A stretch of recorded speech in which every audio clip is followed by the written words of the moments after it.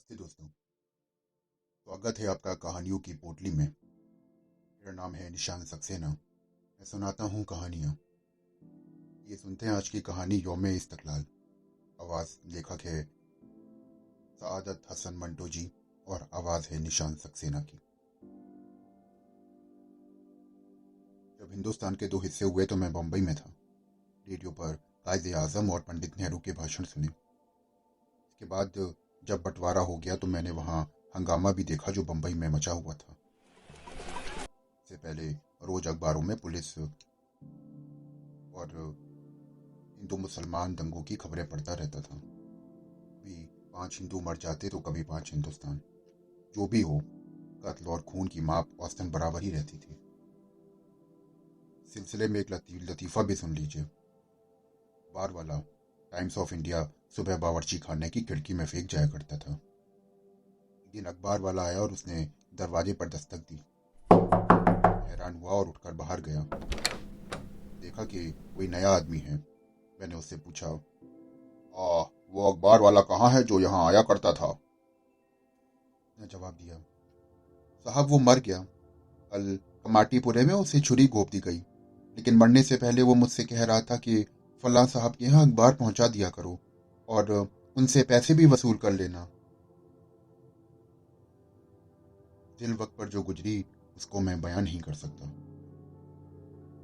उसके दूसरे दिन मैंने अपने मकान से लगी सड़क पर, जिसका नाम क्लियर रोड है, पेट्रोल पंप के पास एक हिंदू बर्फ बेचने वाले की लाश देखी। उसकी बर्फ की हथगाड़ी उसकी लाश के पास खड़ी थी। बर्फ की सीलों से पानी टपक रहा था। के खून के ऐन ऊपर खून जम गया था और मालूम होता था कि जेली का एक तोदा पड़ा है। ये दिन भी कुछ अजीब थे। हंगामे ही हंगामे थे और इन हंगामों की कोख से दो मुल्कों को जन्म लेना था, आज़ाद हिंदुस्तान और आज़ाद पाकिस्तान को। एक अफरा तफरी मची थी। सैकड़ों अमीर मुसलमान हवाई जहाज़ों से उड़कर पाकिस्तान जा रहे थे ताकि वहां बनी इस्लामी हुकूमत का जश्न देखें, और हजारों वहीं दुबके हुए थे। उन्हें डर था कि कहीं कोई आफत ना आ जाए। अगस्त 14 आई और बम्बई में, जो यूं भी जश्नों की दुल्हन कहलाती है, नई नवेली दुल्हन की तरह सज गई। रोशनियों का नया सैलाब था जो 14 अगस्त को रात को बम्बई शहर में बह गया था। रंग रंग की रोशनियां। मेरा ख्याल है इतनी बिजली इस शहर ने कभी अपनी जिंदगी में खर्च ना की होगी। Bombay electric supply and tramway company ने एक ट्राम कार खास इस जश्न के लिए चारों तरफ बिजली के कुमकुमों से सजाई हुई थी, कुछ इस तौर पर कि कांग्रेस के तिरंगे झंडे बन रहे थे। ये सारी रात शहर में घूमती रही। बड़ी बड़ी बिल्डिंगों भी रोशनियों से जगमगा रही थीं। अंग्रेजी दुकानों ने खास इंतजाम करके रखा हुआ था। वाइट वेज और एवाने फिजिज की सजदा झेलने के काबिल थी।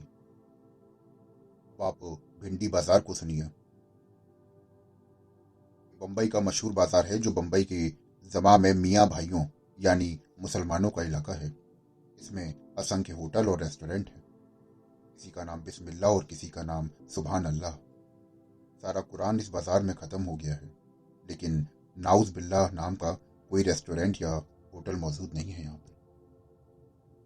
वो बाजार बम्बई का पाकिस्तान था। हिंदू और मुसलमान की आज़ादी की खुशियां मना रहे थे और मुसलमान अपने आज़ाद पाकिस्तान की। और मैं हैरान था कि ये सब क्या हो रहा है।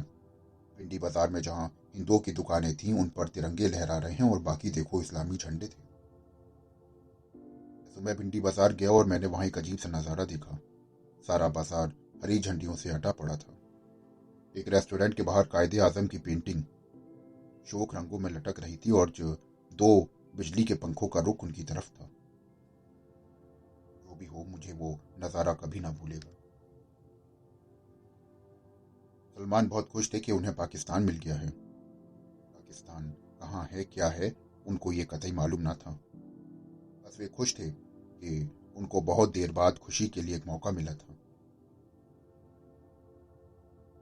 रामपुरी दादा रेस्टोरेंट में कई कई कप चाय पिए जा रहे थे और पासिंग शो सिगरेट भी, और पाकिस्तान बनने की खुशी मना रहे थे। कालाकांडी और सलेंकी की सुपारी के पान धड़ा रहे थे और बाहर वालों की उंगलियों पर चूना भी। मैं हैरान था कि ये क्या हो रहा है, लेकिन सबसे हैरत में डालने वाली बात यह कि 14 अगस्त को बंबई में कोई खून नहीं हुआ। लोग आज़ादी हासिल करने की खुशी में मग्न थे। ये आज़ादी क्या थी, क्यों कर हासिल हुई और आज़ाद होकर उनकी ज़िंदगी में क्या तब्दीली होगी, इसके बारे में कोई भी ना जानता था। एक तरफ पाकिस्तान जिंदाबाद के नारे गूंजते और दूसरी तरफ हिंदुस्तान जिंदाबाद के। अब कुछ लतीफ़े पाकिस्तान के विषय में भी सुनिए, जो हमारी नई पैदा हुई इस्लामी हुकूमत है। पिछले साल यौम इस्तकलाल पर एक साहब सूखा हुआ दरख्त काटकर घर ले जाने की कोशिश कर रहे थे। मैंने उनसे कहा, और ये आप क्या कर रहे हैं? ये दरख्त काटने का आपको कोई हक नहीं। उन्होंने फरमाया, ये पाकिस्तान का है, ये माल हमारा है। ये सुनकर मैं खामोश हो गया। हमारा मोहल्ला किसी जमाने में, उस जमाने में बंटवारा नहीं हुआ था, तब बड़ी खूबसूरत जगह थी। आज ये हाल है कि गोल जगह जहां किसी जमाने में घास के तख्ते थे, अब बिल्कुल उजाड़ हैं। मेरी एक बच्ची की एक बड़ी गेंद गायब हो गई। मैंने सोचा कि कहीं घर में होगी, लेकिन चौथे दिन कुछ बच्चों को उससे खेलते हुए देखा। मैंने उनसे पूछा तो उन्होंने कहा कि ये हमारी है। ये एक रुपये 4 आने में हमने खरीदी थी। वाह, लतीफा यह है कि उस गेंद की कीमत 4 रुपया 15 आने थी। पाकिस्तान की लड़ाई नहीं हो सकती, इसलिए मैंने उससे हाथ खींच लिया और अपनी बच्ची को गेंद उन्हीं के पास रहने दी। ये उनका हक था। इसी जगह का एक और जिक्र करना चाहता हूँ। एक साहब बड़ा बाहर फर्श पर ईंटें उखाड़ रहे थे। मैंने उनसे कहा कि भाई ऐसा मत करो, ये बहुत ज्यादती है। उन्होंने फरमाया, पाकिस्तान है, तुम कौन होते हो मुझे रोकने वाले? मैं खामोश हो गया। मैंने एक रेडियो मरम्मत करने वाले को अपना रेडियो मरम्मत के लिए दिया। याददाश्त कमजोर होने से मैं भूल गया था कि उसके पास जाना है। 1 महीने बाद याद आया और जब मैं उसके पास गया तो उसने कहा, अरे तुम इतने दिन नहीं आए तो मैंने तुम्हारा रेडियो बेच दिया और अपनी उजरत वसूल कर ली। पिछले साल यौम इस्तकलाल में एक दिन पहले मुझे नोटिस मिला कि तुम गैर जरूरी आदमी हो। वजह बताओ कि क्यों ना तुम्हारे काजिब मकान से बेदखल कर दिया जाए। अगर मैं गैर कानूनी आदमी हूं तो हुकूमत को भी इस पर विशेष हक हासिल है कि वो मुझे प्लेग का चूहा करार देकर पकड़ ले और कष्ट नष्ट कर दे। लेकिन मैं अभी तक बचा हुआ हूं। आखिर मैं एक बहुत बड़ा लतीफा बताना चाहता हूं। जब पाकिस्तान बनने के ठीक बाद मैं कराची आया तो वहां हुल्लड़ मचा हुआ था। मैंने चाहा कि फौरन लाहौर का रुख करूं और चुनांचे में रेलवे स्टेशन गया और बुकिंग क्लर्क से कहा कि मुझे एक टिकट फर्स्ट क्लास का लाहौर दे दीजिए। उसने जवाब दिया, और ये टिकट आपको नहीं मिल सकता, इसलिए क्योंकि सभी सीटें बुक हैं। मैं बम्बई की माहौल का आदी था, जहां हर चीज़ ब्लैक मार्केट में मिलती थी। मैंने उससे कहा कि भाई तो तुम कुछ ज़्यादा ले लो। उसने बेहद संजीदगी और बड़ी मलामत भरे लहजे में मुझसे कहा, यह पाकिस्तान है। इससे पहले मैं ये काम करता रहा हूं, मगर अब नहीं कर सकता। सीटें सब बुक हैं और आपको टिकट किसी भी कीमत पे नहीं मिल सकती। और मुझे टिकट किसी कीमत में नहीं मिला। दोस्तों, अभी आप सुन रहे थे कहानी यौम इस्तकलाल। आशा करता हूं कि आपको ये कहानी बेहद पसंद आई होगी।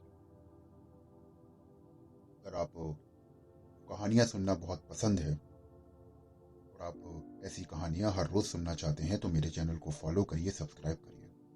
मैं फिर मिलता हूं आपसे नई कहानी के साथ। शुक्रिया।